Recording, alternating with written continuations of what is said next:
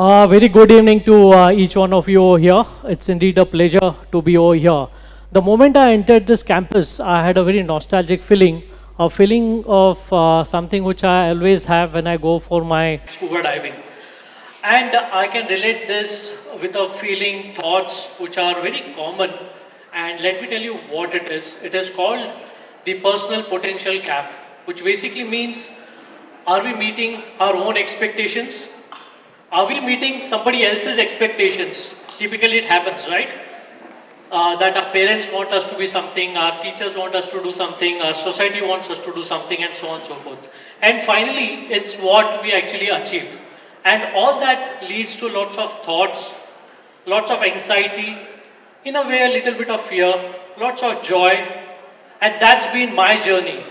So the journey what I'm going to talk about is not just from the campus to corporate, but it's more a transformational journey for which continues to be so enriching, which continues to be so exciting, so enriching as we move on.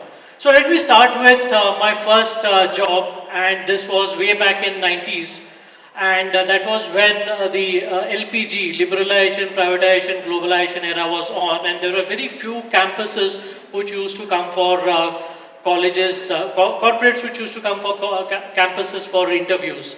And unfortunately, my dream companies that I was looking for, two, three, I couldn't make it. Probably I was not either eligible or I had messed up in the interview rounds and so on. So finally I had to get it. And over here there was an expectation from my family that I had to get into a job. So again there is this aspect of what you have to do, what you want to do, and what you actually do basis your own ability.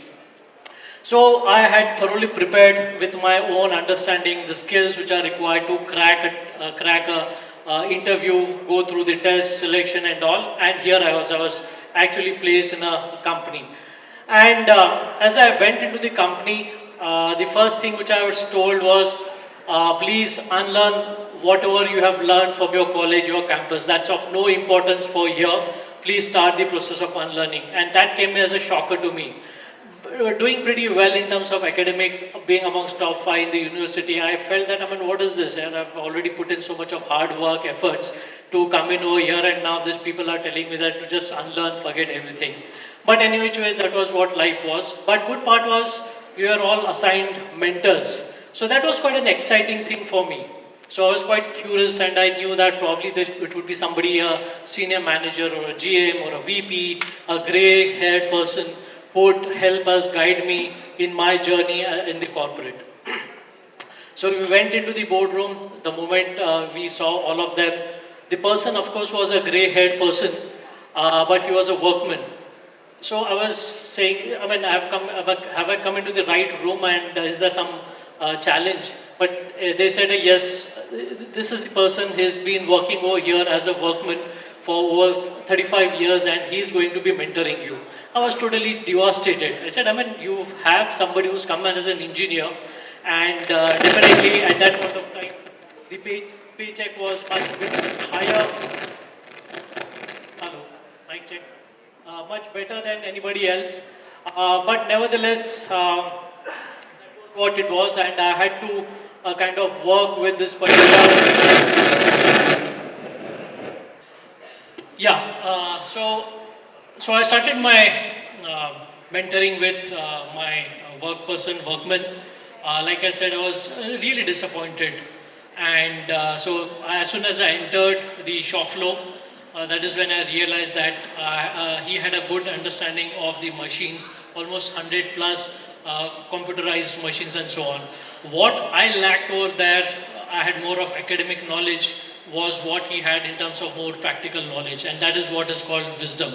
But I still was very messy, I was not willing to learn, and the aspect which really hindered my learning was my own attitude and my own ego, saying that, how can I learn from somebody who's coming over here? But believe me, the 4 months that I worked with him day and night. I used to have my tea, chai, coffee with him. I used to work all the 3 shifts and so on. The 3-4 months that I worked with him were much more important, much more valuable to me than the 4 years that I spent in the engineering college. So that was my first lesson, that to begin unlearning, first thing we have to keep it aside is our own personal ego. Be with people, understand people, be with them, connect with them, engage with them. And even now, he continues to be my mentor. And the lessons what he has shared with me are just invaluable. So tremendous respect for him. So my journey continued. So from the first shocker that you'll have to unlearn everything, somehow manage, and phase 2 is when I was part of a team, a cross-functional team, as they say in a corporate world. And so this was where the team was supposed to come work together, and we are very happy. So there were some 5 teams which were created, and the team included best of the best people in my team. So we had a couple of girls who were really good, very bright. We had people who represented manufacturing, sales, various backgrounds, and we thought our team is probably the best. I mean, we had all stars in our team, and we also had another colleague of ours. He was visually impaired. He was visually challenged. But without, nevertheless, despite him, we'll be able to continue, we'll be able to do very well in our journey of that particular competition. So it was a very specific recognition of an MD's context, and we were all very excited, happy that we were all part of that particular team. So the moment we started working, we realized so we realized that we realized that we had all the team members who were right there in terms of having all the right competence. We were all committed. We were willing to put in 16 hours, 18 hours, whatever was required to do it over here. But somehow our team was not working very well. If you look at the leadership dashboard, our team was actually behind. I mean, it was like a star team with all the stars around, but still we are failing disastrously. So we are all just wondering what's happening, and everybody so aspirational, everybody wanting to do well, wanting to take this team to be the number 1 team. But we are disastrously failing, and that thing continued for over 3-4 months. And that's when I actually went back to this colleague of mine who was visually impaired. Till that time, he was just put aside, and we thought he was just a burden, we'll just carry him with us. But that was an eye-opener. Despite his challenges, he could see things in a very different manner. He brought in vision to the entire team, and that is something which our team really lacked. That aspect of empathy. I think we all thought that we are really good, we have done well, we know the processes, we know the systems, we know the techniques, but what we lacked at that point of time was pure empathy. So when we started working with this guy, and we kind of gave ourselves to him, and we told him that you are the leader, we'll just follow whatever you say. That is where we had the element of trust in our organization, in our team. Though we didn't come in first, but certainly we didn't come in last, but that was a lesson which was learned too late, but nevertheless it was a very important lesson. To just recap, getting into an organization, it was a challenging, difficult time. And like I said, it's not only getting into an organization. For most of you, it could be translating your experience, your knowledge, your skills in terms of a corporate where you'll be working for somebody, or being an entrepreneur where you'll ask others to work for you, or you'd want to continue for your higher studies to further gather more information. So that was the journey of transition or transformation. So from day 1 to the initial induction orientation to next phase of my life where I work with teams, cross-functional teams, and letting others to succeed, stepping back, letting people do things, letting people win, and that is where the teamwork came in. As I moved on, probably over a few years, I also got some good experience, exposure, working in different functions, different cities. I also aspired to go outside and do some work abroad. So I was fortunate where my organization decided to send me to Europe. I was actually placed in Italy for almost 2.5, 3 years.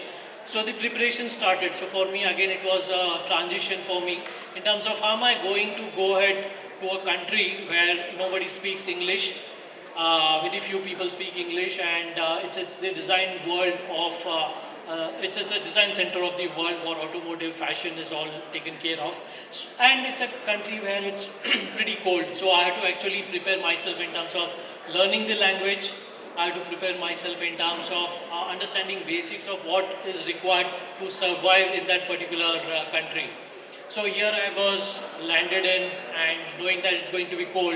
The moment I landed it, I was like shivering because my definition of cold here in Mumbai was very different from the definition of cold over there. It was minus 10 degrees. And my understanding of the language, what I had learned, was very off track than what was required in Italy. So I was unable to talk, I was unable to communicate, even the basic stuff which is so important, so required just to survive. So my journey of survival was very challenging.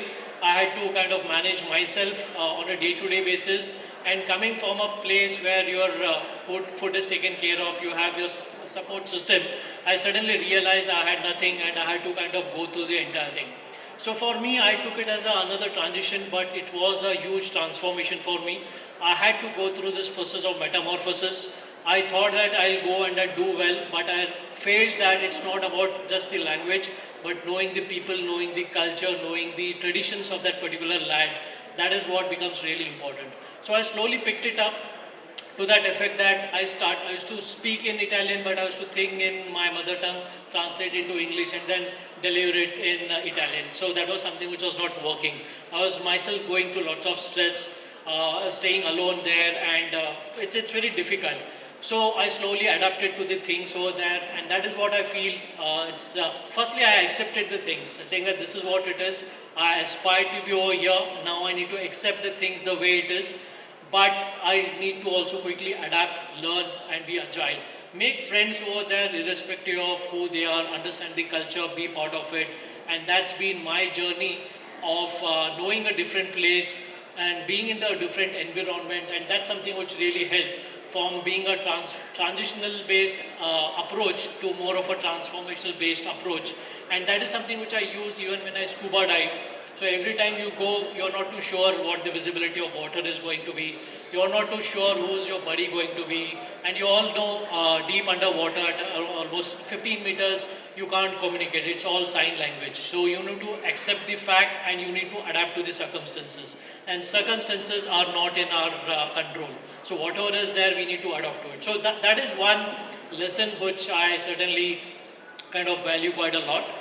Moving on, and for me, this entire aspect is a chakra because I feel every day to my office is a new day, first day at my job. So it's not that I have done something or achieved something. Moving on, when I came back from abroad and I was given a team to lead. So here I was a young person with a team of almost 20-25 people working with me. I was quite excited. So starting alone as an individual contributor, then working with a team as a team contributor, getting some expertise, understanding knowledge from abroad, some best practices, global best practices. I thought when I lead a team, I'll really do it pretty well. And the moment I landed, the team came in front of me. I was surprised and again amazed to just see that the people who were working with me, reporting to me, were almost double my age and more experienced than what my age was. So I was wondering, how am I going to lead the team over here? They're already so experienced, and most of them also had some heartburns because they were aspiring for a particular role which probably they didn't get. And here I was supposed to work with them, make them work, and make things better for the organization. So again, my journey was very disastrous because that is where I was very instructional, telling each one of them what needs to be done, telling them what my expertise was. So I was continuously failing. I'm sure all of the teams who are working over here would also have realized it's not easy to get things done from others. But that is when I realized the entire aspect of mastery. So that was the earlier thing about the scuba diving, the aspect of mastery. So each one of them in my team were really masters. They had some unique 15, 20, 25 years of experience, and I was not in a position to tell them or teach them, which otherwise would have meant I would have had to learn the roles, jobs of almost 20 people and then instruct them what is to be done. So for me, what I realized the importance of situational leadership is understand where do you need to instruct, understand where do you need to coach, understand where do you need to support, and understand where do you need to delegate. And it doesn't happen in a sequential manner, it happens abruptly at different points of time depending on what people need. And more importantly, how do we provide the autonomy to a set of people, the team with which we are working. So that was something which was really important, but one important aspect was the purpose. The purpose which was unifying everybody to work together. So that was again something which really stays with me, and that helps me to lead, inspire and to follow. So to summarize, sum up, it started as a transition for me from a corporate perspective, from a skill, knowledge, attitude. Then it moved on to the aspect of competence, it moved on to the aspect of commitment, it moved on to the aspect of trust. It was aspect of aspire, accept, adapt in terms of an environment, but most importantly, the purpose, which is basically mastery, autonomy, and how do we lead. So that's been my journey of transformation, and this could be your journey of transformation, not only to corporate, but for your higher education, for your entrepreneurship, or what you are doing. So that was something which I wanted to share with you. Thank you very much, and wish you all the very best.